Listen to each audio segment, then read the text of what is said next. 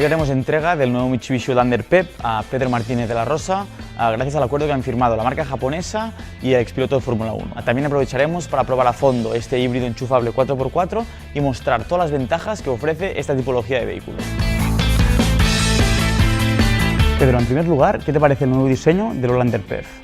Bueno, muy sorprendido sobre todo por el aspecto tan deportivo que tiene, ¿no? Que para mí es importante, soy padre de familia y bueno, pero para mí también es muy importante el aspecto y que sea atractivo y sea bastante agresivo, ¿no? Que es lo que me gusta. Luego, este vehículo es capaz de circular durante 52 kilómetros en un modo totalmente eléctrico. En tu caso, ¿crees que es suficiente para tu día a día?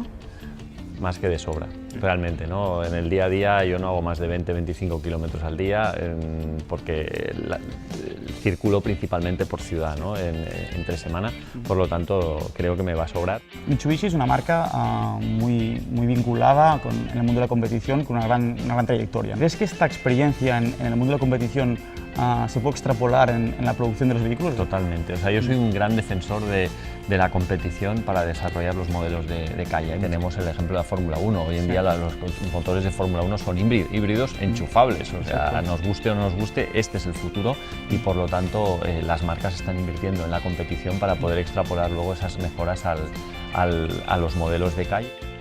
Con el lanzamiento de este Outlander PHEV, ¿podríamos decir que Mitsubishi es una de las marcas pioneras en esta tipología de vehículos? Efectivamente, para nosotros es clave, ¿no? En el mundo en el que vivimos, con cada vez más coches, más polución. Este es nuestro pequeño granito de arena para conseguir un mundo más sostenible, más respetuoso con el medio ambiente y bueno, pues en este coche puedes circular kilómetros y kilómetros y kilómetros emitiendo 0 gramos a la atmósfera.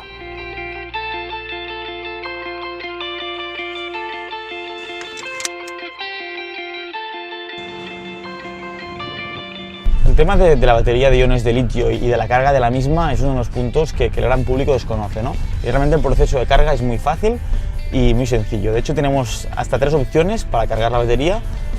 Una sería en un enchufe doméstico convencional, que en unas 5 horas pues tendríamos cargada la batería. La segunda opción sería con un sistema de carga rápida, que en media horita tenemos el 80% de la batería cargada. Y por último, está la opción de recargar la batería en marcha, ¿no? En unos 45 minutos y con tan solo 3 litros de gasolina pues podemos cargar el 80% también de la batería. Este vehículo equipa un motor de gasolina 2.0 de 121 caballos y 2 motores eléctricos de 82 caballos cada uno.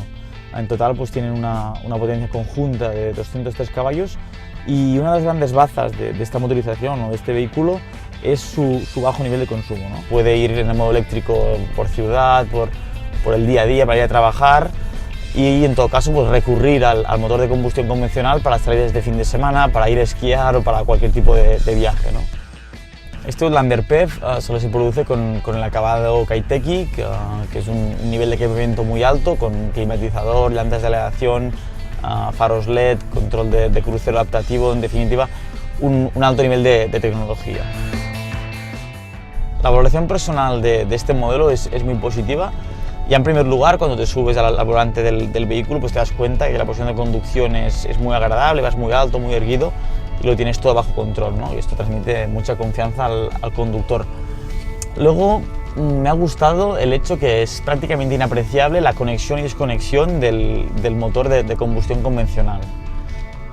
Creo que personalmente los híbridos enchufables ya son una realidad y es quizás la opción más acertada entre las diferentes alternativas de movilidad sostenible que hay actualmente en la automoción.